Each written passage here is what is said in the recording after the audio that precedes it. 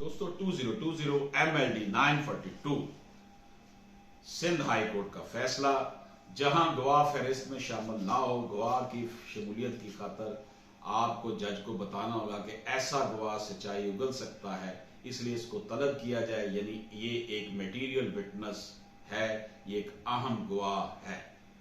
Where prosecution wishes to examine a witness not named in the list of witnesses, it could not claim it as a right, but it shall be required to satisfy the conscience of court that such examination is indeed for discovery of truth.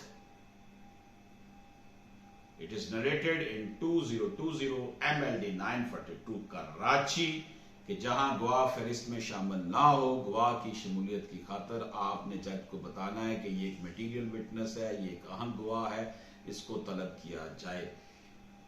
अदालत जो है, civil court जो है, trial के दौरान वजीर आजम Pakistan, army chief Pakistan हर बंदे को गवाही के लिए तलब कर सकती है जो इस केस में फायदेमंद हो सकता है, जिसका बयान। इजाजत दीजिए, अल्लाह हाफिज।